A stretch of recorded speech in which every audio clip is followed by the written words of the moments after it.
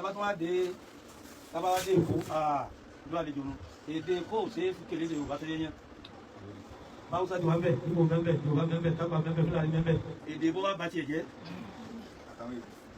so understand me so understand me say the Yorùbá ọmọ Yorùbá gẹ́gẹ́ nílẹ̀ èdè Èkó yìí kọ̀ọ̀kan Yorùbá ìdajì èdè Èkó àbí bàbá pé ìdá mẹ́ta èdè Èkó ìdá kan Yorùbá tí wọ́n sọ mọ́mí mi ṣé mọ́mí ṣe lè Yorùbá dáàdì mi láìpẹ́ ṣókẹ́tì ogolo kátàkátà báwọn kò sí kọ́ àwọn slang lẹ́ńpẹ̀ ní lahajat lóga gangan ní èdè gan tó nínú Al-Qur'ani àwọn ilmul gharib àwọn èdè kan bẹ pé ó jájòjì gbá pátápátá àwọn gàrá ìwò náà àwọn Qur'an ìmọ̀ kan lódìdí ẹ̀ mọ gbogbo èdè tó wà sẹ́ẹ̀rí mímọ̀ tí àwọn ti mọ gbogbo àwọn èdè táwọn afáàsì wàhálà ní ọ̀jẹ́ wọn orí fi kún ní ọ̀jẹ́ wọn orí yọ kúrò wọ́n ti bẹ́ẹ̀ tó wà ní Qur'an wọ́n ti mọ iye aláàtò àlá tó wà ní Qur'an nìyí láàtò sàmà àkọ́bí láàtò láti ẹni kó lé yọ́kù ẹni kó lé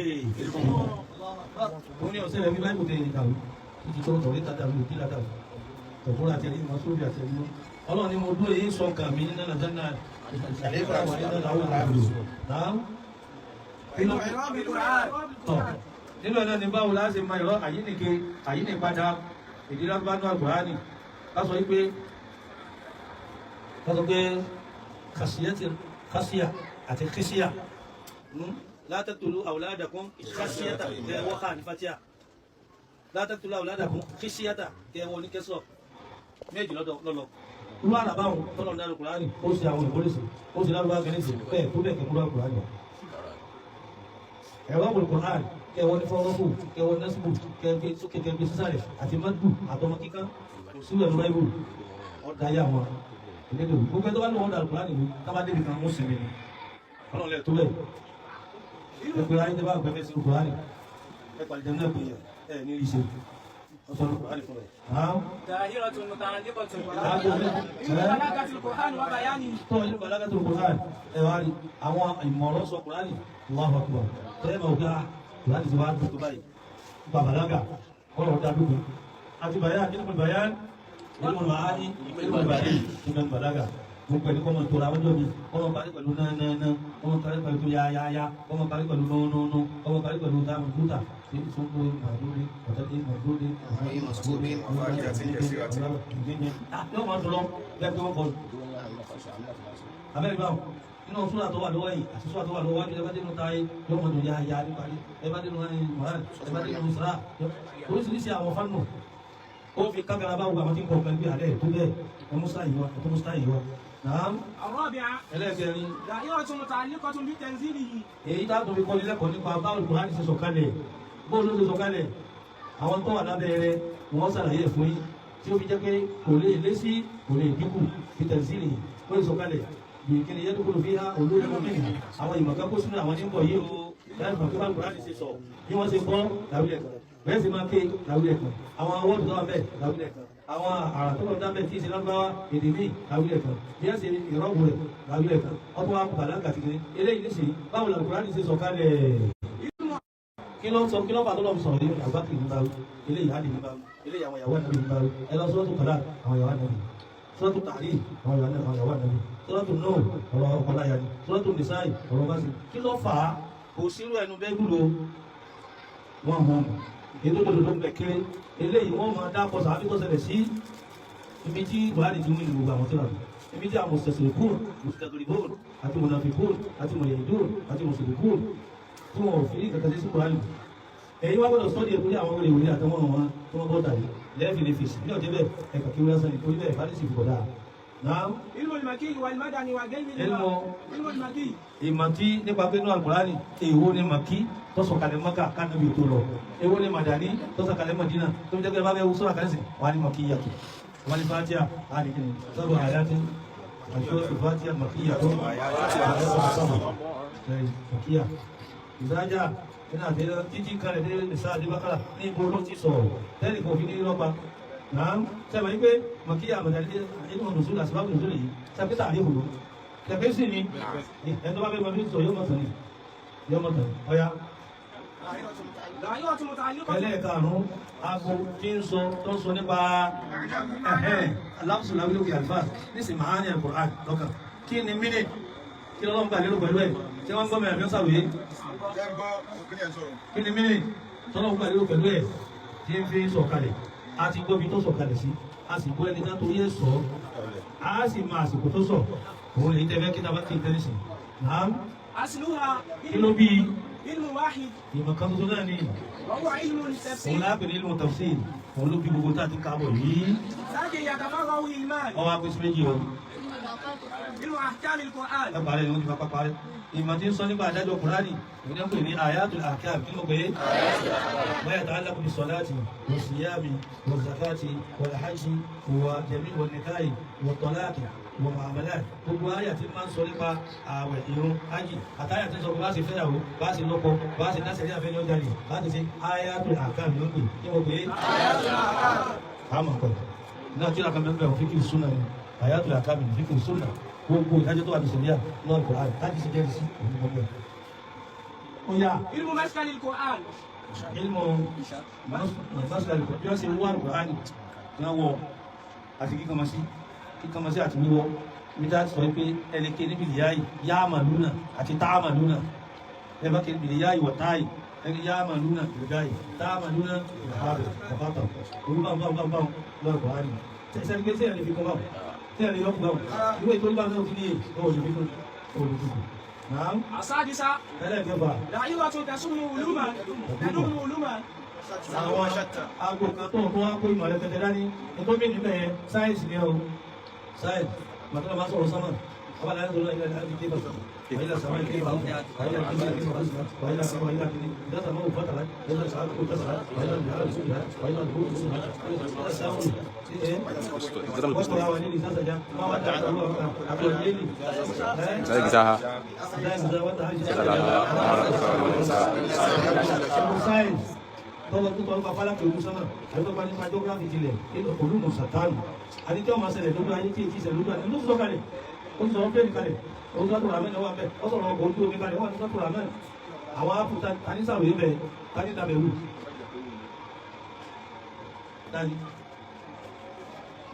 gbogbo èso wà lọ́wọ́ tó ràmẹ́ wàhíìnà bá wà ápá ọ̀fákìyàtà wà ápá bàtà àlàkù wàlẹ́ àlàkù ó sọ kalẹ̀ irúgbìn mi tọ́lọ́ sọ kalẹ̀ tí ó ti dé sílẹ̀ torí pé ráìsì ò sí lójú ànábì ẹ̀yà ànábì lórí gààrí ò sí lójú ànábì tọ́jú ráìsì lọ́wọ́ lẹ́nu lọ́wọ́ gààrí ò sí lójú ànábì ẹ̀wà ò sí lójú ànábì ọ̀rẹ́sẹ̀ dé ọ̀rẹ́sẹ̀ dé gbogbo àwọn kan wọ̀nyẹn Ọlọ́run ti sọ kalẹ̀ tó lórí gbàdúrà tó ànábì Ọlọ́run ti sọ kalẹ̀ kalẹ̀ táwọn kan wọ́n tó lórí náà bá wà máa ń pẹ̀ bó ló ṣe tú àlàyé tí wọ́n fẹ́ sí pàápàá àwọn alátakò tó lè wọ́n yà bẹ̀rẹ̀ bí mọ́mú ilé ẹ̀mọ́ tó bẹ̀rẹ̀ ọlọ́run kan sọ̀rọ̀ fún ọdún ẹgbẹ́ wọn adìgẹ́ wá ní gbogbo ẹ̀wọ̀ náà ọwọ́ akàn nípa àwọn adad náà Kùránì ẹ̀ mọ̀ sí kí ni adad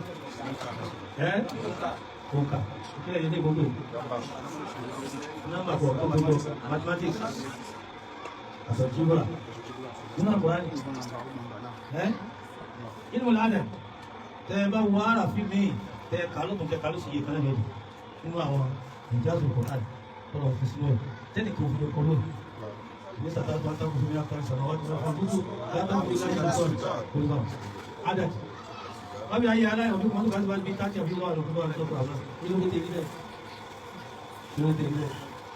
àwọn fún àjọ ìjọra wọn àwọn fún ìjọra wọn adad tó rí ẹ̀wọ̀n kà òkà tó Kùránì òkà sọ́mọ̀ òkà ayà òkà ayà òkà gbóló òkà súlá òkà àlàfí tọ́lọ̀ fi tí tó kó fi kágara bá àwọn sọ̀rọ̀ lọ́wọ́ ayé gba àwọn kọ̀ọ̀kan tó ká ayé wọ́n sinmi ní ti jẹ́nu ẹ̀ka kágbó kágbó kágbó ikú.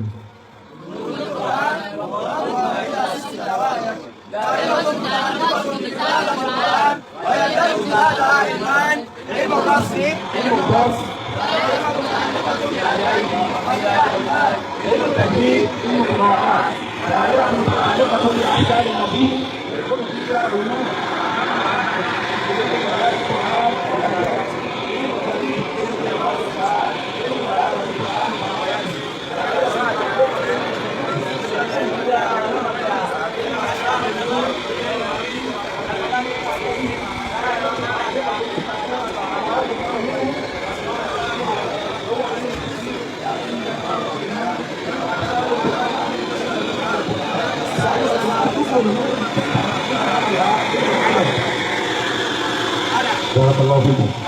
Àwọn tí ọ̀pọ̀ tí mo nà kọ́kọ́ pẹ̀lú ìlú ìdíje. Nígbà abẹ́ bó ṣe ní ìgbà kọ́gbọ̀n, àbí ìṣàlàyé ìfà àkàtúntò mi. Wọ́n wá lọ orúkọ àti ìwé ìdíje lọ́wọ́. Àwọn àkàdà sílẹ̀ ìgbà tó bá yá ọ̀gá wọ́n tó wáyé báyìí. Ilé ìgbà yóò wá wọ́n sọ̀tọ̀ sáyà tó ìdílé. Àwọn ọ̀gbọ́dọ̀ tó kó òkú rẹ̀. Ẹ̀sìn tó nípa tọ́nà. Àwọn látọ̀ ìdílé pẹ̀lú. Àwọn ìdílé orí. Àwọn náà kó tó lé. Àwọn náà bẹ̀ dáwọ̀. يا سلولي نعم تلخيص ما ورد في كتاب ما ورد في كتاب نعم تلخيص ما ورد في كتاب مواقع العلوم من مواقع النجوم بصفحة المباحث للشيخ قاضي القضاة جلال الدين البلقيني رحمه الله. المبحث الأول في مواقع النزول ووقائعه وفيه 12 المبني السفري العربي الليلي النهاري الصيفي الشتائي الفراشي أسباب النزول أول ما نزل آخر ما نزل.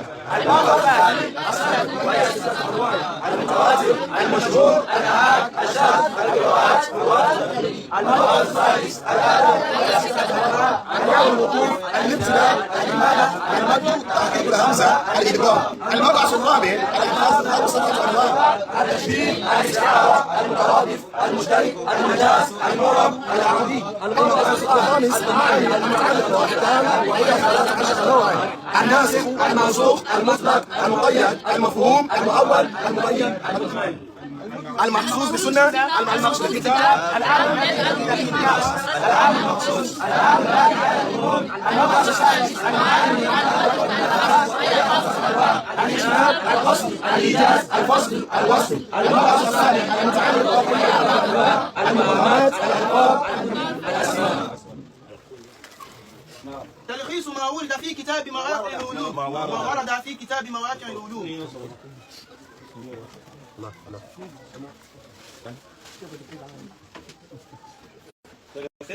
ìyòróró máa wà rádà nítọ́ wọlé wá في كتاب مواقع العلوم nínú tíra tá ń pè ní Mawaqi' al-Ulum àwọn ibùsọ̀kalẹ̀ sí mímọ̀ wọ́n pàkí ní rẹ̀ Mawaqi' al-Ulum ibùsọ̀kalẹ̀ sí àwọn ìmọ̀ من مواقع النجوم في 7 مباحث. níbi tí àwọn ìràwọ̀ náà máa ń balẹ̀ sí apin sọ́nà méje للشيخ ẹ̀yẹ́ máa wò tẹ́fẹ́ kéèsì máa wí mẹ́rin أنا ما هو دابا كيزي pẹ̀lú tá a ké tán بلو دا كده ẹ̀rì kó ti wọnú ara wọn عارف بس وانا راوا Naam.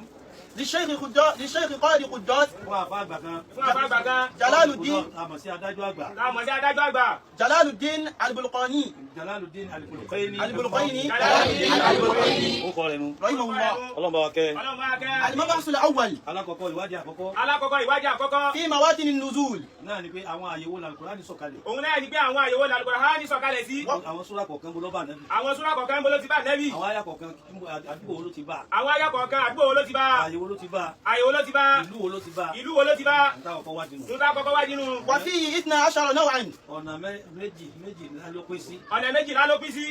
أولا alákọ̀ọ́kọ́ المكي èyí àwọn àyà àti súrà tó sọ̀kalẹ̀ Mákà àwọn àyà àti súrà tó sọ̀kalẹ̀ Mákà المدني ẹ padà máa wà á padà máa wá ọmọ bàpẹ́ kó má bàa pẹ́. náà المدني àwọn olóba Mádínà àwọn wo ló bá ní Mádínà ìgbà àyà yìí Mádínà ni pé àyà yìí Mádínà ni súrà yìí Mákà ni súrà yìí Mákà ni tí ò fi jẹ́ Kùránì ọ̀dà àdúgbò nínú tí ò fi jẹ́ kí Kùránì dàrú lónìí táwọn àwíkà ti dàrú báwọn òwe kan ti dàrú.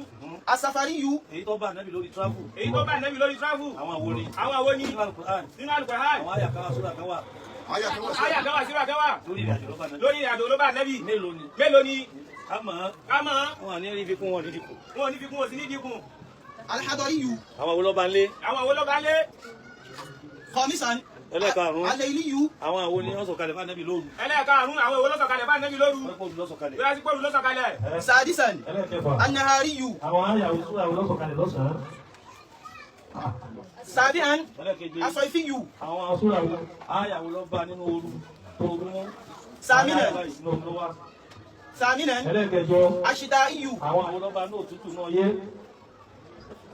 الفراشي الفراشي àwọn àyà wo lọ́ba ní bẹ́ẹ̀dì lórí ìtẹ́ tó lòkó أسباب النزول àwọn àpò àwọn àwọn òṣèré tó ti jọmọ́ tẹ̀lé abẹ́ ìjọba àmì lẹ́yìn wọn ní tákìrì wọ̀nyí wọ́n fọ́ sí wọ́n ní ìtàkìtà ọ̀lọ́ àsùbáàbù nùzúl nọ́mbà kìnnú نمبر كوا nọ́mbà 4 àsùbáàbù nùzúl ó dàpọ̀ nọ́mbà 4 àsùbáàbù nùzúl létí bẹ̀rù lórí nọ́mbà 4 yọwọ́ nọ́mbà 10 àwọn àsùbáàbù nùzúl kí ló àwọn Yahudi ni àwọn anábìkí ni táyà fi sọ̀kalẹ̀ agbọ́dọ̀ mọ̀ díẹ̀.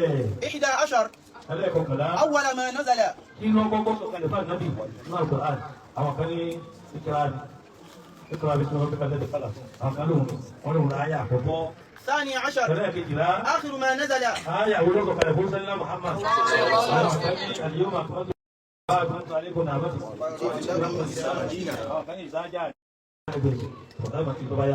المبعث الثاني السند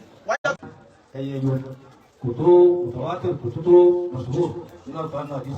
رابعا الشاذ الشاذ الحديث الآية قد بقي نوبة يوكا تقول جاي يوكا يهود يوكا بقي ما يوا نيكي أمور ما يوا هو يفعله لكن يبقى هو أمام فرنسا وكذا أمور يكتسو أو يبي يوم أسمعي يكون يو المتواتر المشهور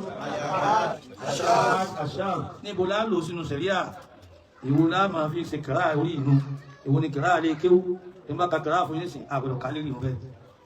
alhamdulillahi rabbil alamin arrahman arrahim maliki yawmiddin maliki yawmiddin malaka yawmiddin kò sí ìtọ́jú ìlú rẹ̀ thalathu qira'atin kìrá mẹ́ta maliki قراءة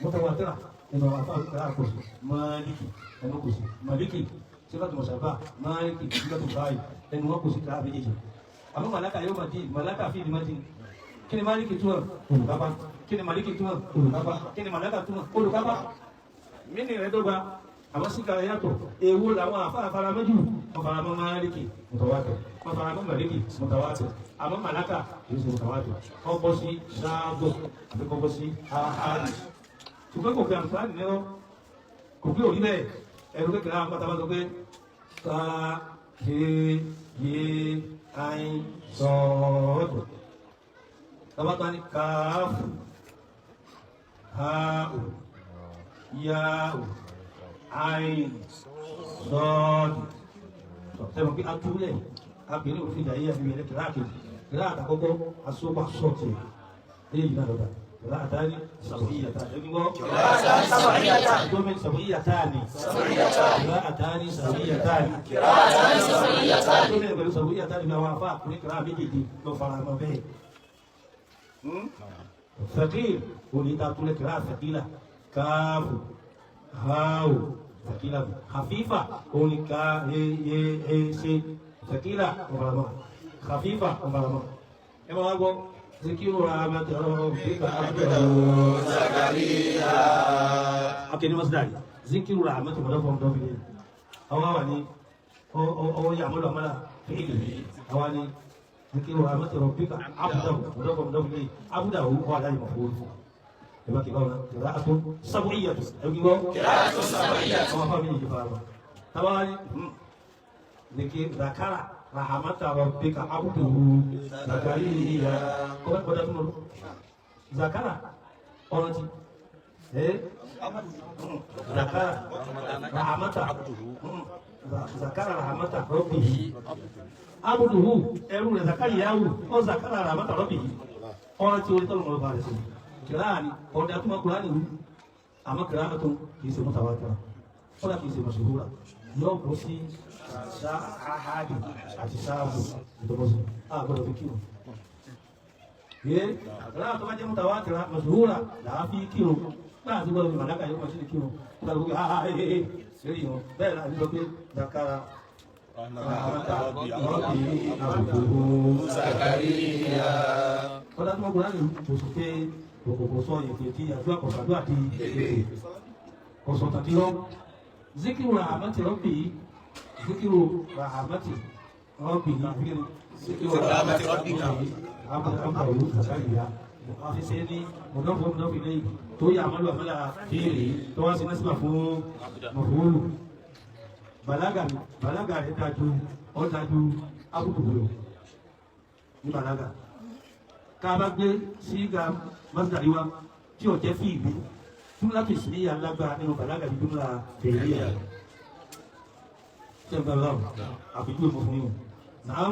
خامسا ẹlẹ́karùn-ún القراءات alqiraat báwo ni kìrá ṣe wáyé òun ni tíra ta àtúntò wá bí iná wọ́n wà lọ́tí àtàní tó jáde àwọn àfáà mélòó ni wọ́n kọ́kọ́ jáde fún kíra nínú sàábì àwọn mélòó jáde nínú tábì àwọn mélòó jáde nínú àwọn tábì àwọn mélòó wá jáde nínú lọ́wọ́ adé tó lónìí ìjà tó lè ní kọ́ ìwù kan tuntun má kò sí mọ́ o ti tán àwọn méjèèjì wá kọ́ ọmọ kéwú méje ní kéwú méje lọ́nà méje ọjọ́ mélòó 49 tí wọ́n rẹ̀ bẹ́lọ́tọ̀ ní bẹ́lú tí a tẹ́kẹ̀ sáà tàbí máa ń sọ kí sáà tàbí náà kí sáà tàbí tí mọ́kù láti kí láti gbé ìrẹ́kù lẹ́sẹ̀ yíò àti ìró rẹ̀ sùn tí a mẹ́lọ ọgbọ̀n nàìjíríà náà Salisan, ruwatu nabi. Àwọn àwọn olóńgbẹ̀ gbà wá Al-Qur'an nípa nabi tí wọ́n ń pè tí wọ́n kọ́ọ́lẹ̀ àwọn mélòó ni. Iná ni olóògùn ní Báíbùlù kálukú fi pé Báíbùlù Genesis, Báíbùlù Pọ́ọ̀lù, Báíbùlù Mátíù, kálukú tó sì níjọra wọn. Ẹ bá tó pé Báíbùlù kálukú tó níjọra wọn. Ọlọ́run dábò gbogbo láti tí ò fi dàrú tí ó sì ní dàrú láti àwọn ènìyàn. Wọ́n yà bílẹ̀ olúwa tó ti wà lọ́rùn tó bá tásìkò lẹ́wọ̀n láyé kàlọ́ gbogbo láti kúrò lọ. Àwọn pé ó dàrú wọ́n fẹ́ dàrú wọ́n ti kárí sẹ́lẹ̀ wọ́n dájá ní alẹ́ láti ìdàkù láti ibẹ̀ làwọn tó ń gbé jáde sí ẹ̀sìn lọ́wọ́ wọn. Lẹ́yìn náà òfin hàbò alẹ́ ha ìdí oúnjẹ náà kí wọn dá ọ̀gbájọ́ ọ̀dá lẹ́nu yẹn fọ́ra nígbà tí yorùbá yàgò lọ́mọ yóò sá abẹ́ ìlú àwọn ó sì gbàgbé dáná kókó alẹ́ káàkiri àwọn Saudi àtàwọn abásárì àwọn Libya àwọn Cairo àwọn ìgbòkò àwọn náà wọ́n ti àlùkò láti wọ́n hafi wọ́n tẹ́ ẹ máa tẹ́ ẹ máa nínú àwọn jáde tẹ̀jáde nísì àwọn oníkọ̀ òkú wà bẹ̀ ẹ̀rí kúrò ní méjì òdìbò àwọn táwọn amùsùlùmí kúnlẹ̀ náà tẹ̀jáde wọ́n sì pè lọ́fẹ̀ẹ́ wọ́n yìí kúnlẹ̀ wọ́n máa pè lọ́fẹ̀ẹ́ èyí tó translation wọ́n ti rí bẹ́ẹ̀ kí wọ́n máa tún ìdúkùtù wọ́n tún fẹ́ náà làwọn òdìbò jásí bí àwọn ẹ̀sẹ̀ tó lé níbi tí wọ́n sì ni wọ́n ti ń dàgbẹ́rù bẹ̀rẹ̀ wọ́n ti dàgbẹ́rù ìgbàgbọ́ tó lójú ìbọn tí èsì ti tọ́lọ̀ wọn làwọn kan ti fara mọ́ tafsir ni wọ́n fara mọ́ ta'wil tafsir ni wọ́n fara mọ́ wọ́n ní tafsir léyìn tó pẹ̀lú lóga ti máa nà àwọn ní ta'wil tábàyà tó pẹ̀lú lóga ti máa nà á tún wò mí tí ò ní tí Al-Qur'ani ò ní tó ní sọ̀kalẹ̀ ẹ̀gbọ́n ayò ìní kùlẹ̀ sọ yàtọ̀ òkú ẹ bá lọ bá scientist pàdé ẹ bá àwọn journalist pàdé ẹ bá àwọn mùsùlùmí pàdé ọ̀fẹ́ ẹ̀mọ́ bí i àgbékiri mú kéwòn ẹ wà mọ́ fíjì jáde wọ́n máa yà káwọn ìgbà ìgbà kí láyà yìí kí ni sọ kí wọ́n kí sàdá wílẹ̀ kan ẹ̀gbọ́n tó wọ́n wílẹ̀ kan bóò ló ṣe kí ọ̀tọ̀ ní túmọ̀ ó níbi tó ti kálukú àní tó ń nàrọ̀ sókè ní kálukú àní tó ti dòdò sọ́rọ̀ ní tó ti kálukú àní tó gbọ́n sókè ní tó ti kálukú àní bẹ̀ẹ́ tíyẹ̀rì ní tó ti kálukú àní tó gbọ́ ẹkúrò gidi àdá àbú tó máa dánu fún yóò tẹ́ kílẹ̀ kan tó lẹ́ kéda àdá àlẹ́ ẹ̀mọ́ ẹ̀fọ́ kí wọ́n alif lam mim Allahu la ilaha illa huwa al-hayyul qayyum نزل عليك الكتاب بالحق مصدقا لما بين يديه وأنزل التوراة والإنجيل من قبل تقول أنزل التوراة والإنجيل والإنجيل الزبور البايبل من قبل لا تكلموا إيه وأنت كم والإنجيل من قبل إيه ما دام full stop إيه full stop full stop tẹ́lá mẹ́ kiri full stop ẹ̀tẹ̀ ní dákẹ́ bí ní kọ́bùlù náà ẹ̀kì pàpọ̀lọ́ wọ́n á zara tọ̀wọ́ yàtọ̀ wọ̀lẹ̀ ìjìlá mi kọ́bùlù húdà ní láti full stop kọ́nsílà kòtò àdókòtò tó tààmà àlùwọ́kò tààmà àlùwọ́kò tààmà ní full stop àlùwọ́kò tààmà wọ́n kàmọ́ rẹ̀ báyìí tó ń tó yàrá kan àmọ́ kọ́nsílà ó sì bí wáwù ó kẹsẹ̀ sókè kọ́mọ́ máa وهي ستة أنواع الوقوف. إذا زلزلت ẹni tí ń bá ń wọ tí ọba máa yọ ọgá sí àṣetí mi ọ ń tẹ̀lé tuma àdáà ní ìjẹba àdáà yẹn tó wá pín kò sùn fún ọ̀rẹ́ mi. إذا زلزلت الأرض زلزالها kó mọ̀ sọ àkíyàmọ̀ kọ́ fi àbá kíyàmọ̀ ni wọ́n sọ àdáà ká máa sọ̀rọ̀ ọ̀nà káwọn èèyàn bá kí ní ṣe ní sọ fún ọ̀rọ̀ náà kọ́mọ sọ̀rọ̀ àjẹ́nà kan dàbí kọ́ lẹ́rìn àdáàlá èèyàn á lè sábà máa àdáàdé ìbáṣe tó mọ ìtumọ̀ ẹgbẹ́ báwọn náà tó. أولا alákọ̀ọ́kọ́ nù rẹ. أنواع الوقوف. èèbù tí wọ́n ti máa dánu dúró wọ́n tó táà wọ́n tó wọ́n fi wáwù sí wọ́n fi mímu sí jáàyè wọ́n tó wọ́n fi jíìmù sí wọ́n fi sọ́ọ̀dì sí wọ́n fi mímu sí. èyí tó kàn wọ́n mẹ́ta ẹgbẹ́ tó bá ti dóbi àkọ́kọ́ òní dóbi ìjọba alifilami ذلك الكتاب لا ريب طبعا الكتاب لا ريب هدى للمتقين طبعا الكتاب لا ريب ذلك الكتاب لا ريب فيه wọ́n fi ọmọ mẹ́ta síbi fíì wọ́n fi síbi láàrin tó bá ti kú bí ọkọ̀ ọ̀gbọ̀n tó lè kú àfi tó bá pàdé ọ̀pọ̀ láàrin kan kíta àbúlá ìlú àfi ìwòdà lílé mọ̀tẹ́kì àdáàdá. ثانيا ẹlẹ́kejì rẹ̀ الابتداء tí mo ló ti máa bẹ̀rẹ̀ kọ́ ọmọ bí ló ti máa bẹ̀rẹ̀ màá náà ní wípé èèyàn ló lè dá kìlá àpadà sẹ́yìn tó bá fẹ́ kí tùmọ̀ yẹn yanrantí mọ́ra wọn. مثلا الحمد لله رب العالمين الرحمن الرحيم الحمد لله رب العالمين رب العالمين الرحمن الرحيم رب العالمين الرحمن الرحيم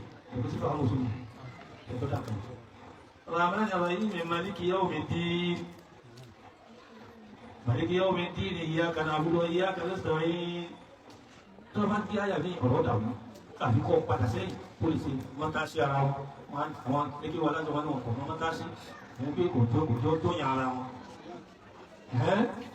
الثالثا ẹlẹ́kẹta الإمالة ìmọ̀lá ibi tá a ti fa lọ́wọ́ lọ́wọ́ bisimilọ́ Allah alẹ́ Allah. رابعا المد ibi tá a ti fa agùn yìí náà máa sábà مد لازم مد واجب مد جائز. خامسا تحقيق الحمزة ibi tá a ti pe amúsà ní fẹ́lẹ́fẹ́lẹ́ tá a ní àkàpẹ́ àdìpìlì tá a ní pe amúsà ibi tá a ti pe amúsà tá a pè tá a gbọ́dọ̀ pè é bísí ọ̀rọ̀ bí kàdísì amúsà láti níbẹ̀ bá a ti sí ni ọ̀dà àpò àdìpìlì wà mẹ́ amúsà tó lùkọ́ fi àti amúsà tó wá sí i. سادسا الإدغام الإدغام الإدغام نعم في أبيو كين الإدغام كني الإدغام كني بنا نفس وتكامل هو الإدغام موجود. المبحث الرابع على الألفاظ يمددكم بأموالكم وبنين يستغفرون ربكم إنه كان غفارا يرسل السماء عليكم مدرارا ويمددكم بأموال وبنين ويجعل لكم جنات ويجعل لكم أنهارا. مد الواجب nínú sọ́lfù mẹ́dùwà bẹ́ẹ̀ nínú tẹ̀gbìn mẹ́dùwà bẹ́ẹ̀ yòmùdídìkò agbọ́dọ̀ túnlẹ̀ mẹ́wọ̀n ní fi káàkiri fún kò ní kásì káàkiri sọ pé yòmídìkò yòmídìkò sí wọn àlùbáyé yòmídìkò mú láti mẹ́rin lọ́láìkátí mọ́tìfì ní mọ́sàrí yòmídìkò àfisàndà sọ ìdá ìdígáàmù lásì yòmùdídìkò fákò lásì ní yòm àtúlẹ̀ ìgbẹ̀ náà kọ́ ìkùrá ní gbọ́dọ̀ máa ibi tó ti túlẹ̀ àti ibi tó ti dì pọ̀. المبحث الرابع ìdígámù jáìs ìdígámù wájì àti ìdígámù mọ̀tẹ́lẹ̀ ọ̀nà sọ́rọ̀fù tálítà jáde sọ́rọ̀fù yìí tálítà jáde tàbí tẹ̀sí ní mẹ̀dáàdì àbíkẹ́ àti ti ìrántí tálí àjíjẹ́ المبحث الرابع الألفاظ báwo ló ti máa wà ní fáàtò àníyà له 7 أنواع ọ̀nà méje ní èyí أولا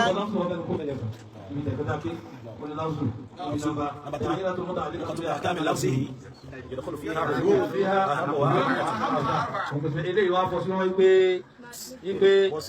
له 7 أنواع أولا التشبيه ثانيا wọ́n ti wọ́n tẹ̀sí àti kọ́ ní oró yìí ní ti wọnú bàlágà ní ti wọnú màání àti bàtí ẹsẹ̀ wọnú bàyá. ثانيا ẹlẹ́ẹ̀kejì الاستعارة ìsìtàrà láǹtò tó fi ìsìtàrà ní já al-asad kìnìún dé èèyàn sí ní kìí sí kìnìún ìsìtàrà nínú bàlágà yóò ìsìtàrà tó mọ̀kàníyà ẹ̀kùnìyà ìsìtàrà tó nà mẹ́fẹ́ ọlọ́bí mẹ́rin ní bàlágà tẹ̀síbíù náà lọ́bí mẹ́ta tẹ̀síbíù ثالثا ẹlẹ́ẹ̀kẹta المترادف àwọn àlùfáàsù tó tú àwọn Kùránì tí bẹ̀rẹ̀ Kùránì tó kí ó túnmọ̀ ara wọn náà nínú mi yóò ní wàlá dùn nínú mi yóò pè ní gùlámù wọ́n bá sanná òbí gùlámì àbí nínú mi yóò pè ní fatan ismu Ibrahim ọ̀tàlẹ̀ tó wó sáwà wọ́n ní wọ́n kàbáyé fatan ni wọ́n lò fatan gùlámù wàlá sáàm àwọn àlùfáàsù wọn tàrà àdìfàtù ọmọ kékeré wọn lò fún éèjì wọn kàn ju ara wọn lò tàbí Al-Qur'an ní dìkẹ́ ọmọlúgà bí ọdún mọ́lúgà náà sọ́fù bàdágà mẹ́tìkì ìyàgbọ́dọ̀ náà. رابعا المشترك اللفظ المشترك اللفظ المشترك اللفظ kan ṣoṣo tó ní túmọ̀ tó yẹ ká alìlúwà tó lè lù báyìí مشترك ní núrù misbahu òun náà núrù òun náà ni dìyà òun náà bẹ́ẹ̀ dọ́wù náà ni fìtílà òun náà ni. náà خامسا ẹlẹ́karùn-ún rẹ̀ المجاز màjáàsì dọ́gba kan lónìí sẹ́pẹ́ nù bàlágà á di tẹ̀síbíù á di màjáàsì tó bá kan ṣe ara màjáàsì mọ́tòsáì mọ́lọ́wọ́ rẹ̀ táwọn sọ fẹ́ tẹ́ ọ̀rẹ́ mẹ́ta pé àwọ̀ yóò lé ìka márùn lórí ìntọ́wọ́ fi ránṣẹ́ lórí ọ̀rọ̀ pẹ́sẹ́ ìntọ́wọ́ ṣe sábàbí rẹ̀ lọ́dọ̀ rẹ̀ kókó ránṣẹ́ sí ọ mọ́lọ́wọ́ yóò lé ìka márùn lórí ìjáàsì mọ́tòsáì náà سادسا nípa fẹ́ fún ẹ̀kọ́ sọ pé ẹ̀rí bàtà yìí ṣe gbọ̀rọ̀gbọ̀rọ̀ bàtà ló ń bú àbẹ́ni tó lẹ́sẹ̀ ẹni ó ní ẹsẹ̀ ló bú kìí ṣe bàtà yìí tí bàtà ló ṣe rẹ̀ ní abẹ́ ní ìlà ìkiri gbẹ̀rẹ̀gẹ̀dẹ̀ agbáyé ó tọ́ ló bú. سادسا المعرب ẹlẹ́gẹ̀fà المعرب nínú Al-Qur'an tí ẹ kì í al-mu'rabu al-mu'arrabu ní al-mu'rabu. المعرب èdè tí ìṣe lárúbáwá tá a sọ di lárúbáwá kíláàsì ní jẹ́ mu'arrab tó pè ní gẹ̀ríbù lẹ́ẹ̀kan ilmu gẹ̀ríbù náà fásitì Qur'an jẹ́bi tá a sọ pé sẹ́sẹ̀bílà sẹ́njẹ̀bílà kọ̀wárìrà sirata àwọn bá àwọn alifáàzù mu'arraba الفاظ المعربة yẹ́sì alifáàzù arabiya ní lárúbáwá pure mu'arraba aṣọ di lárúbáwá ni. سابعا العربي láwùsọ̀ tẹ́ pé arábí gẹ́gẹ́gẹ́gẹ́ ní àwọn alágbà ní máa sọ kan náà iṣẹ́ wọn bẹ́ o ẹ̀ẹ́dẹ̀ ṣe ìtìhàdì lórí ẹ̀yìn náà láti máa lọ́wọ́ ní Al-Qur'ani ẹlọ́wọ́ àrùbí ẹlọ́wọ́ ní ó jù ó dúró lára yín tẹ́ẹ̀ bá kí o orúkọ yín tí kí yóò bá náà yín tóun ti lọ Al-Qur'ani tó ti lọ fún ẹ̀kọ́ àbòsí náà lọ́kọ́ ẹ̀yìn tẹ́ẹ̀ bá kọ́ torí àbòsí tẹ́ẹ̀ kọ́ torí Ọlọ́run wọn á jẹ̀ dì í mọ́lẹ̀. المبحث الخامس المعاني المتعلقة بالأحكام. láwùsù lákẹ́tà ní ìsìn ìgbà tó ń kílẹ̀ kọ́kàn ní kí láwùsù ọwọ́ àrùn nàmbà 5 dáìrọ́ tó àyíkọ́ tó ń bí màá náà tọ̀ ọ̀bẹ̀ládé òun ẹ̀kọ́ ní àyín tó lọ nípa bá ṣe tú Al-Qur'ani láwùsù láwí báwo láti wá gbọ́ yé nítumọ̀. وهي 13 نوعا. ẹ̀gbọ́ òun wá pín sí mẹ́tàlá fún ẹ̀ Àwàdà. èyí tẹ̀ kéyìí ó tún fọ́ sí wẹ́wẹ́ ju eléyìí lọ. alákọ̀ọ́kọ́ nù rẹ̀ الناسك àdínásíbù èwo nínú ayé Al-Qur'ani tó dé tó wá pọ̀ ní ẹ̀mọ̀ kan.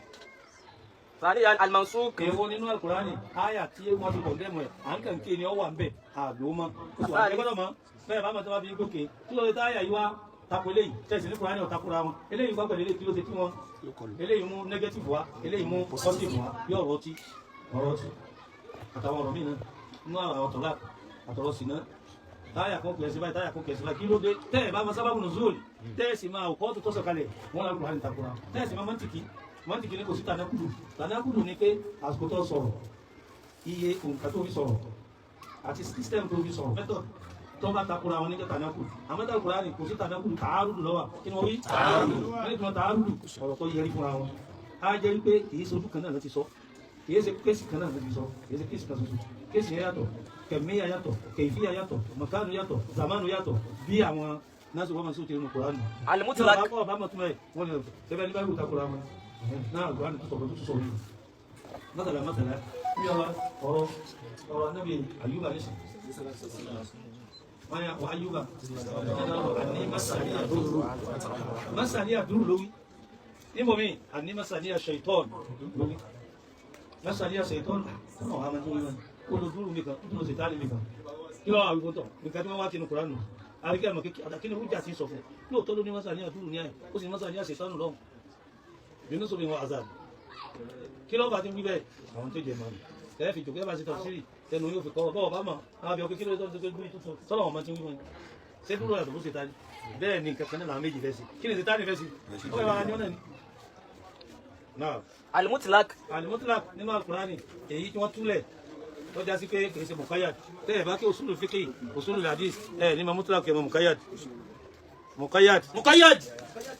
òun ni wọ́n ti muqayyad òun lè tí wọ́n fi sífà àwọn sùfù tí wọ́n fi sífà ọmọ sùfù tí wọ́n fi dé mọ́lẹ̀ àbí bádàlù ọmọ bádàlù bíi àbí tawkid wa muakkad tó ti ẹni sí wọ́n sọ fún yín pé àsìkò òun ló sọ fún abẹ́ àsìkò wọ́n náà bá ti dá tó lọ́n sọ wípé شهر رمضان تقول كتب عليكم الصيام كما كتب على الذين من قبلكم لعلكم تتقون tọ́ba ìdákẹ́ síbẹ̀ o. tó bẹ dákẹ́ síbẹ̀ òun kálukó máa gbà wẹ́jọ́ tó bá wù. kálukó máa gbà wẹ́jọ́ tó bá wù ni wọ́n lè mú January kí ni òun fẹ́ gbà. wọ́n lè mú January kẹ́mi February àmọ́ gbà tọ́lọ́ fẹ́ sí ọkà yáda rẹ̀. àmọ́ gbà tọ́lọ́ fẹ́ ṣe ó ka ìyáda rẹ̀ oníṣàárù Ramadan. oníṣàárù Ramadan mukayadu. mukayadu ni èyí tí wọ́n bá kà yáda báwọn. èyí tí wọ́n bá ka ìyáda báwọn wọ́n á pè mutlaq. òun là ń pè ní mutlaq wọ́n tún lẹ̀. wọ́n tú lẹ́nu ọ̀rọ̀ ajì mukayadu náà lẹ́kọ̀ọ́. ọ̀rọ̀ ajì ni mukayadu ni àbí bẹ́ẹ̀ kọ́ alhaju ashhuru àwọn oṣù tá a ti mọ̀ ní àwọn àpò oṣù wo ni àwọn ọ̀nà àdìsí yóò wá sọ̀sùn náà fún wa. yóò wá sọ̀sùn náà fún wa mukayadu. mukayadu ni wọ́n kà yáda aya bil hadith. wọ́n ka ìyáda aya bil hadith wọ́n á máa kà yáda hadith bil aya. wọ́n máa ka ìyáda hadith bil haya nẹ́sọ̀ wọ́n máa sún náà bẹ́ẹ̀ ni. nẹ́sùn wọ́n máa sùn bẹ́ẹ̀ àbí ni ká mọ gbogbo ẹ̀ o. àbí ká mọ gbogbo ẹ̀ المفهوم المفهوم èyí tá a ti gbọ́ inú Al-Qur'ani. èyí tá a ti bá yẹn nínú Al-Qur'an tí ò ní di tafsir. tí ò ní di tafsir ayé ni mọ̀tọ́lọ́ ní máa ń kálẹ̀ fi hadhihi àmọ́ ẹni tí máa ń bẹ́ẹ̀ nù ayé ìtọ́ ẹ pé ó fọ́ lójú. ẹni tó bá ń bẹnu ayé tó fọ́ lójú wọ́n wà fi láyé láti àmọ́ yóò tún fọ́ lójú lọ́rùn. yóò tún fọ́jú lójú lọ́rùn èyí ṣe ọ̀daràn ni. tó dára ni mùsùlùmí tó kírun láyé tó fọ́ lójú láyé yóò tún fọ́ lójú jáde. ṣé yóò tún wọnú lẹ́ni yóò tún fọ́ lójú jáde ṣé yóò tún fọ́ lójú jáde kìámọ̀ ni kí wọ́n wá sí náà sí. kí ló wá ṣe lọ́n sí. a jẹ́ pé fífọ́ lójú ayé ìkọ́ni wọ́n mí. a jẹ́ pé fífọ́ lójú ayé ìkọ́ ni wọ́n mí fífọ́ lójú inú ni wọ́n mí. fífọ́ lójú inú òun ni wọ́n mí mọ̀tánà fi hadhihi àmọ́ ẹni tí ojú rẹ̀ bá fọ́ sí ìsìlámù yìí. ẹni tó jùlọ bá fọ́ sí Islam yìí ṣẹ̀ríà ìsìlámíyà yìí láyé. ṣẹ̀ríà ìsìlámíyà yìí láyé wọ́n làbọ̀ yajúlẹ̀. kó dàgbọ́ yajúlẹ̀ wọ́n wà fi láyé láti àmọ́ yóò fọ́ lójú láti àmọ́. yóò fọ́ lójú lọ́jà kìámọ̀ láyé àbẹ́ wàá tẹ̀lé bá ṣe tàwílù ẹ̀.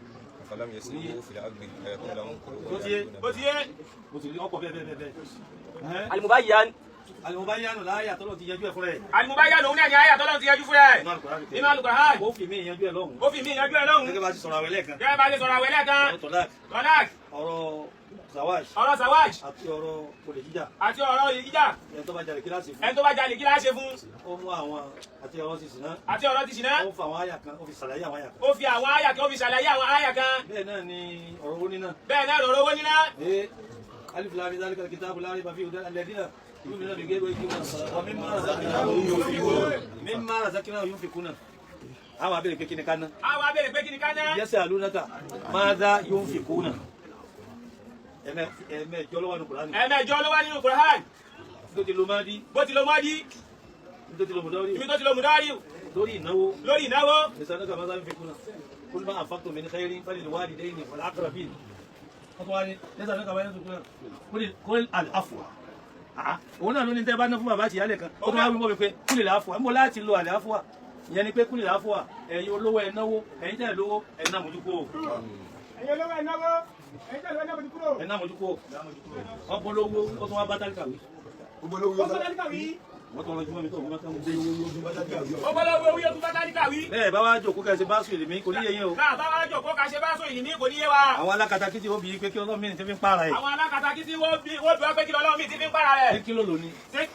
sọ́lọ́run kí ló lò ní àbí ọmọ tí ń wí. àbí ọmọ tí ń wí tí wọ́n gan ọ̀bá rí ojú tó yẹ wọ́n lọ́ ọmọ lẹ́nu. tí wọ́n tó bá lójú tẹ́ wọ́n lọ́ ọmọ lẹ́nu. wọ́n lá ọmọ lẹ́nu المجمل nínú Al-Qur'ani mujmal wà èyí tó wà gbé kalẹ̀ ní bọ́ńdò nínú Al-Qur'an èyí tó lọ́n gbé kalẹ̀ ní bọ́ndù owó tí ó ṣàlàyé tí ó ṣàlàyé wọ́n sọ̀rọ̀ fèrè nínú wálífàjìrì ó sọ̀rọ̀ fi àwọn ẹnu wal fajiri wọ́n kà gbé bọ́ńdù ó kẹ́ gbé kalẹ̀ ní bọ́ndù lódìdí ló gbé kalẹ̀ túlẹ̀ ní Suratul Qasas ó wá lọ túlẹ̀ ní Suratul Qasas wọ́n jẹ́ mufassal ó wá jẹ́ mufassal fi ṣàlàyé ó fi ṣàlàyé wọ́n fi ràáwọ́ náà alladhina tagaw wàásìtàrú fasabari iná ọba tán síbẹ̀ ó bá tẹ́ síbẹ̀ bàbá wo wọ́n fi ràáwọ́ náà sílẹ̀ òtá alladhina tagaw fil bilad wọ́n jẹ́ wọ́ọ̀dù àyà márùn ó jẹ́ àyà márùn-ún ọwọ́ agbẹ́dìndín àyà kankan sam ó wá gbé odidi àyà kẹkalẹ̀ ní Ṣámù nínú Suratul Qasas àwọn àyà wọ́n pọ̀ wọ́n pọ̀ tó yẹ sọ̀rọ̀ fèrè àti tó fi sọ̀rọ̀ Fíráúnà náà àtàná Mùsá àtànẹ́bì Mùsá òdákẹ́mbẹ́ o kò dákẹ́mbẹ́ o sọnù táyé ó sọ ẹnu tọ́ òdákẹ́mbẹ́ o kò dákẹ́mbẹ́ sọnù sóra mi ó sọ ẹnu súrà míì ó ṣe tafsir jẹ́ mufassal lọ́hùn tó ń jẹ́ mufassal lọ́hùn jẹ́ mujmal ní àyè tó ń jẹ́ mujmal ní àyín ó sọ̀rọ̀ المخصوص بسنة al-makhsusu bis-sunnah àwọn àyà kan wà àwọn àyà kan wà sọ́kẹ́ àdísì la fi yẹjú tó ẹ̀ yá sí pé àdíyèsí la fi yanjú ẹ̀ bí ọ̀rọ̀ zaka bí ọ̀rọ̀ sàká alladhina yuqimuna zakata wa yutuna zakata kò sọ tẹ́ yọ̀ mẹ́wọ̀n kò sọ nǹkan ayọ̀ bẹ́ẹ̀ kò sọ ní tẹ́ yọ̀ fún kò sẹ́ni táyọ̀ fún ó sì sọ mọ́ pé lè fún kàrá yìí والعاملين عليها wọ́n fi rìkọ́ sẹ́rí ìtọ́sí tọ́sí takasus mẹ́wọ̀n wọ́yá الأمر الذي أريد به الخاص àyà mi bẹ ààmù ni àyà mi bẹ gbogbo ẹ̀ nígbà rí المخصوص بالكتاب èyí tá a tún ṣàlàyé ẹ̀ pé àdìsí ni Hadisi ni. Al-Qur'an ló wá tún ṣe. Al-Qur'ani ló wá tún ṣe. èyí tá Al-Qur'an sọ tádìsí yanjú ẹ̀ bẹ́ẹ̀. Èyí tá Al-Qur'ani sọ tádìsí yanjú ẹ̀ bẹ́ẹ̀. èyí tádìsí mú wá Al-Qur'an wá tún ṣe bẹ́ẹ̀. Èyí tádìsí mú wá Al-Qur'ani wá tún ṣe. ọ̀rọ̀ muamalati ni. Ọ̀rọ̀ muamalati nìyẹn. ọkọ síyàwó. Ọkọ síyàwó. ẹbí sẹ́bí. Ọ̀rẹ́ sọ̀rẹ́. sẹ́ẹ̀rí ọ̀rọ̀ sẹ́ríà. Ọ̀rọ̀ ṣẹ̀ríà. àwọn kọ̀wá ìlú àmà. Àwọn kọ̀wá ìlú àmà. tó jẹ́ ti Islam. Tó jẹ́ ti Islam. ìmọ̀ wa kílíàlì. Ìmọ̀ wa kílíàlì ni. torí pé kọ́mọ̀ bá dàrú. Torí pé kó má bàa dàrú. Ọlọ́run yanjú ẹ̀. Ọlọ́run yanjú ẹ̀. ọ̀rọ̀ ọ̀run nísìnyí pé ẹ̀kan náà yanjú ẹ̀. Ọ̀rọ̀ ọ̀run Ọlọ́run yanjú ẹ̀ lẹ́kẹ̀ẹ́ náà. Ọ̀rọ̀ àwẹ̀. Ọ̀rọ̀ sàká. Ọ̀rọ̀ hajj. lórí àwọn farajú Islam ni. Lórí àwọn faraidul Islam ni. àwọn kan tó wáyé tà ńlá kó pẹ̀lú muamalat. Àwọn tó bá papọ̀ mọ́ muamalat. àríwá àyà mẹ́ta mẹ́rin tó máa ṣàlàyé. A lè rí àyà mẹ́ta mẹ́rin tó máa ṣàlàyé ẹ̀. العام الذي يريد به الخاص ẹ̀rí àwọn míì wá ní lọ́sọ̀ àm. Àwọn míì wá ní lásán ó àm. jẹ́ pé wọn dàníyàn gbogbo èèyàn. Tó yẹ sí pé wọn ò dàníyàn gbogbo yẹn. ẹni tí pé ẹ̀ bá kà ní. Ẹni tí pẹ́ bá ka ni. mọ́sálà Lápẹẹrẹ yóò rẹ̀ ha bí ọ̀rọ̀ ẹ̀ há láti bomi lójú. láti bobi lójú. fásùn ni o. Fáṣù ni. Rasuli sallallahu alaihi Bí Rasuli sallallahu alaihi wasallam. àwọn afẹ́kọ̀ọ́ sí ànábì tí pààrẹ̀ bá bí pààrẹ̀ bá kà jòkó jẹ́. Ẹni tó bá fẹ́ kọ́sí ànẹ́bí tí bá rẹ̀ bá ka o lè ṣe tí pàdé bá ti wá ka wá filẹ̀. mo ti rò wíwò. Mo tí mo dírú inú. bí pààrẹ̀ ò bá kà tí ọmọ ìjọ obìnrin kí ló wá sí. Tí pàdé ò bá ka tí yóò máa jobìnrin kí ló wá sí. yóò tajà yóò ṣiṣẹ́. Yóò tajà tí ó ṣiṣẹ́. àmọ́ ẹ̀kọ́ jòwó àgbàlagbà òjòwú níbi tiwa yìí. Àmójó wa gbàlagbà àbí tiwa yìí. kọ́ ha obìnrin rẹ̀. Tó há obìnrin kọ́ máa fún ni tí ó jẹ. yóò máa fún ní ohun tí ó jẹ. Yóò fún ní ohun tí ó mu. àgbàlagbà òjòwú ni o. Tó wá gbójò wù ni o. Tó wá jẹ́ sí pé àgbàlagbà òjò wù. ọgbọ́dọ̀ ṣẹ̀tọ́ òun. O gbọ́dọ̀ ṣẹ̀tọ́ òun. tí ó jẹ tí ó mu tí ó na tí ó lò àtẹ bí ẹ̀. Ohun tí ó jẹ tí ó mu àtàwọn ẹbí ẹ̀. ọmọ ẹ̀. Àtọmọ ẹ̀. ọwọ́ ha obìnrin náà kó máa ṣe kọ́lá títí. Àmọ́ wá há obìnrin lára kó máa ṣe bára káàkiri. ó fi ya ọmọlúwàbí ìrìn ọmọlúwàbí jẹ ọtún wá fi ìlú jẹjẹ. Ó fi ya ọmọlúwàbí ó fi jẹ́. àwọn àyà tó bá sọ ń pa ẹ̀ àwọn àyà ń ká sùn ni. Àwọn àyà tó- nípa rẹ̀ bá ká ni. Àwọn àyà tó bá sọ nípa ẹ̀ àwọn àyà tó bá tí pàdé bá ka ni. ọkọ ẹ̀ aṣọ abẹ́rẹ́ àti ọ̀fẹ́ àwọn sípà rẹ̀ ká sípà rẹ̀ bá ká jòkó jẹ́. Tí pàdé ò bá ka jòkó jẹ́. sọ fáwọn ni. Wọ́n ìsọ̀kan bàbá nù. Á gbìyànjú. obìnrin rẹ̀ tó bá lò wọ́n wá filẹ̀. Obìnrin tó bá lówó ṣe á fi ẹ̀ ni. nítorí pé bàbá ha náà bí ó bá ṣe sinmi yóò ṣe bẹ́ẹ̀. Tó bá ha náà bí ó ṣe sì náà tòun tẹ̀ á náà ni ó máa ṣe. ẹlẹ́hàá mi mọ̀ sinmi kọjá ní mẹ́ta. ẹlẹ́hàá mi Ẹlẹ́hàá mi. ọmọ sinmi ti jẹ ní mẹ́ta lọ. Ó mọ̀ sí náà ṣe jọ ẹni tí ń bẹ́ẹ̀ ta lọ tí ó ẹ̀ ha. ẹlẹ́hàá mi mẹ́ta kò sí sinmi nílẹ̀ yìí. Ẹlòmíì sì ń bẹ́ẹ̀ ta tí ó ẹ̀ ha tí ó ha gẹ́gẹ́ bó ṣe sì náà rí láyé. kọ́ra wà lóko. Ó wà nílò èbó. ọmọ akẹ́jọ́ nínú ọmọ wa sí wọ́n sí ìyàwó ẹ̀ lọ ni. Wọ́n ṣe ìyàwó ẹ̀ lọ ó ni. kàwé lọ ní tó kálí Haúsá. Ó kàwé lọ yóò tún ká ní Haúsá. àbúrò mi. Ọmọ àbúrò àwọn bàbá ni. wọ́n á sí wọ́n á sí ìyàwó ẹ̀. Wọ́n ṣe ìyàwó ẹ̀. ibi tó gbajúmọ̀ tó ti fẹ́ràn fẹ́fẹ́. Tó fẹ́ràn fẹ́fẹ́ ni ti dé. Àwọn bàbá rò pé àwọn bá délé wọn ò rò bẹ́ẹ̀. Wọn ò rò pé wọ́n bá ń gba gbèlè tàbí pé wọ́n wá bá ń lé. Wọ́n bá ń kọ́rọ́ ní. Kálukú sẹ̀mí síbẹ̀. Wọ́n ṣe ìyàwó tán. Wọ́n fi pé báwo ló máa lójà ó yà wọ́n lẹ́nu. Ọkọ rẹ̀ ló ti sẹ́yìn rẹ̀ o. Wọ́n máa ṣe bàjẹ́ lápá ilé ha. Wọ́n tó bẹ́ẹ̀ ó ti lé ha. Àwọn jẹ̀gẹ́ àwọn olóòjẹ́ kò pé. Wọ́n kẹ́ bá tó fi ẹ̀jú. Àwọn ìfòmí lọ́wọ́ ṣe.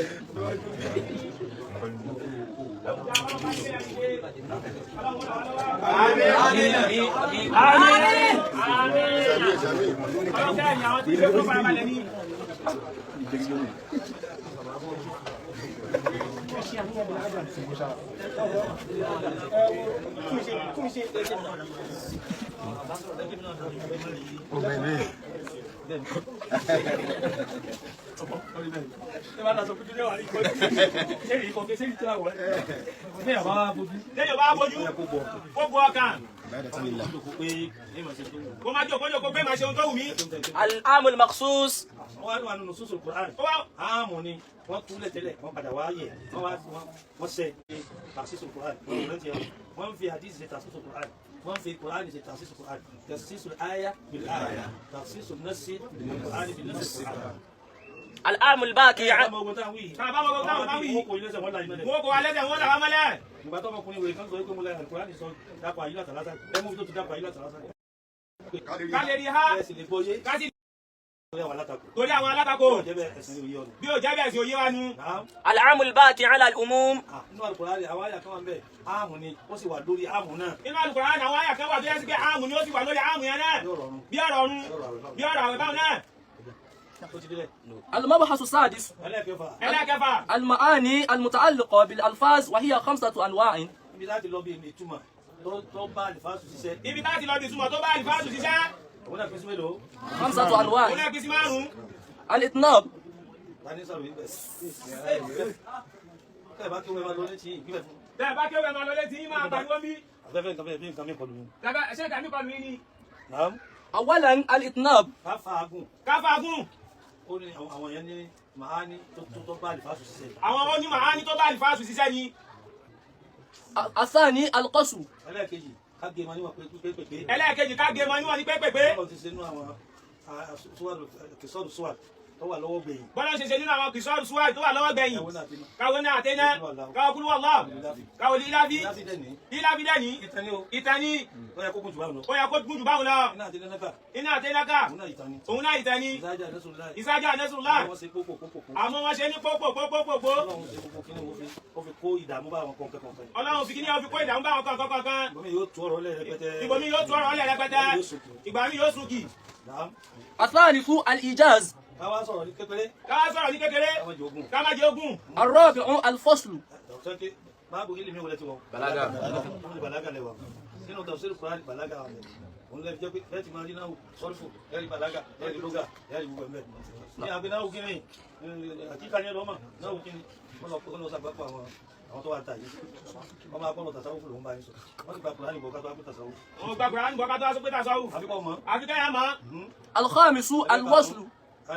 الوصل. bí wọ́n ti máa ń pe tí wọ́n ní fi wá òsì. ibi tí wọ́n ní fi wá òsì.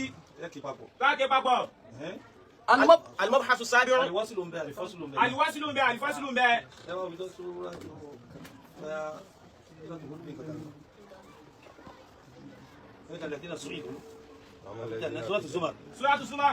أما الذين سئلوا فأما الذين سعدوا ففي الجنة خالدين فيها ما دامت السماوات والأرض إلا ما شاء إلا ما شاء ربك عطاء من ربك. عطاء من ربك. فلا تكن في مرية مما يعبد هؤلاء. قال زين فأما الذين شكوا فأما الذين شكوا ففي النار لهم فيها زفير وشهيق خالدين فيها ما دامت السماوات والأرض إلا ما شاء ربك إن ربك فعال لما يريد. وأما الذين سعدوا ففي الجنة خالدين فيها ما دامت السماوات والأرض إلا ما شاء ربك عطاء غير مجزوز. وفتحت àti tó sọ pé láì náà kí ní ká sórí fati àbùsọ̀rọ̀ òun ẹ̀kan futihati kò fi wá òsì ọwọ́ adébì kan ní wà futihati níbi tó ti yọ wá òkú yẹn wá sínú nù.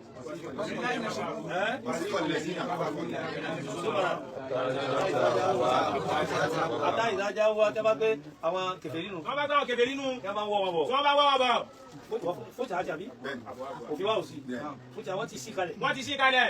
wọ́n ti síná kalẹ̀ fún wa. wọ́n ti síná kalẹ̀ fún wa. wọ́n kà kó síbẹ̀ sọ̀bọ̀lọ̀. wọ́n kà kólé síbẹ̀ sọ̀bọ̀lọ̀ ni. kò sẹ́ni tó fẹ́ lọ sí gbà. kò sẹ́ni tó fẹ́ lọ sí gbà wọn. wọ́n ti sí kalẹ̀. wọ́n ti sí kalẹ̀ ọ̀rẹ́dì. ní ti ń retí wọn. ní ti ń retí wọn. àbá àmàlẹ́ àdínà kìíní. àtọ́páyà ọlọ́run bá kọ́. àwọn tó bá yàn lọ́wọ́ bá ń kọ́. والجنة زمر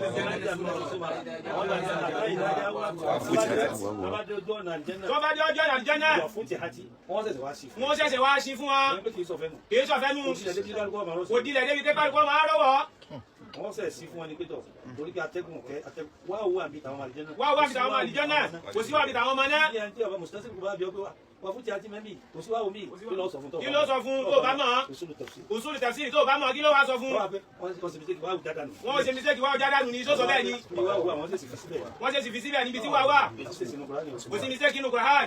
wásùlù àti fọ́sùlù nù. wásùlù àti fọ́sùlù nù. المبحث السابع.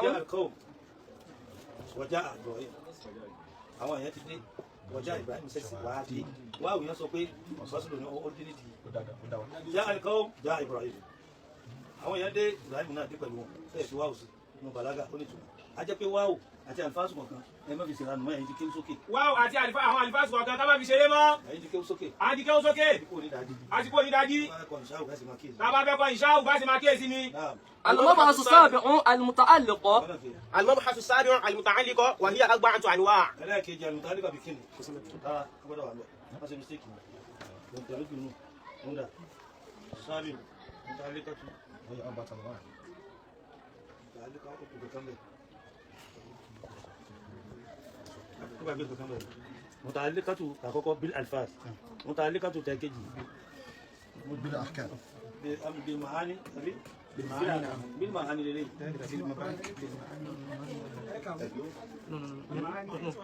بلا حكام اليوم. بلا حكام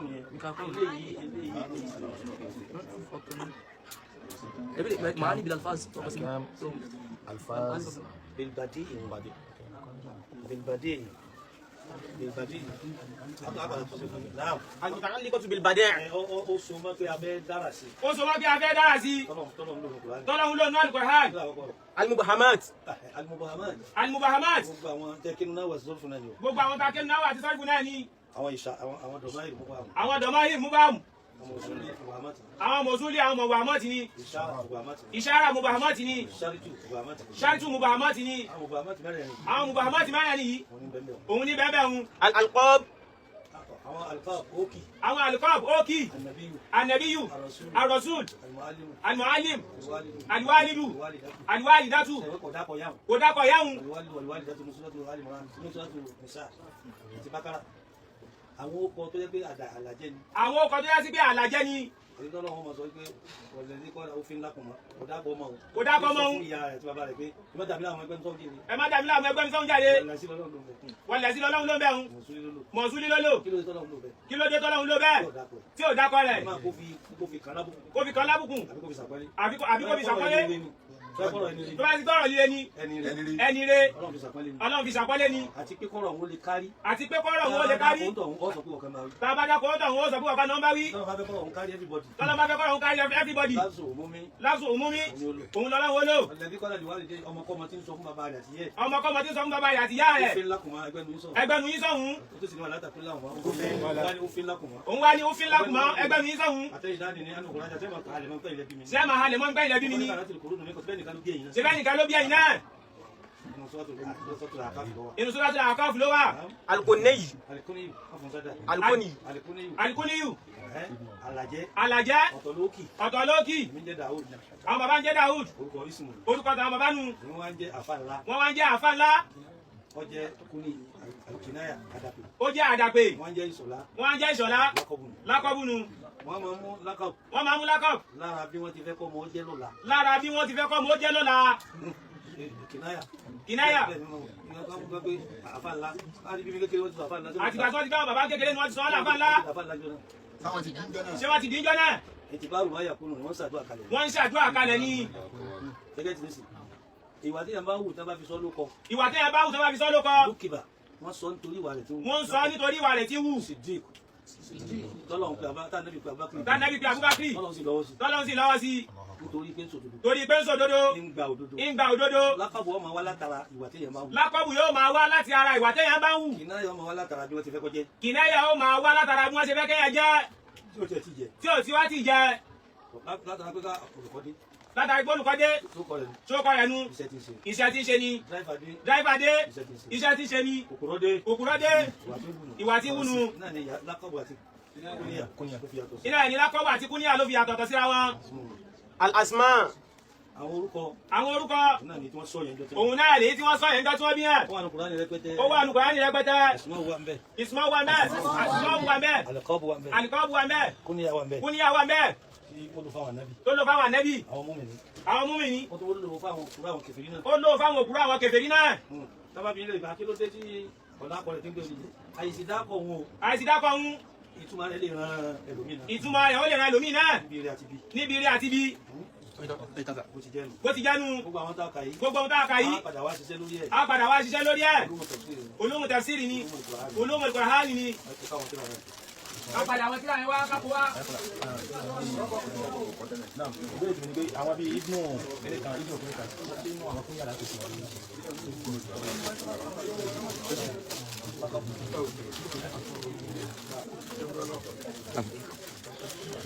ọlọ́njẹ́ aláwọ̀ bàbá wa pẹ́ káwọ àsìkò tí wọ́n lò fún wa. àbá ọba gbọ́ ọ̀rọ̀ náà gbé.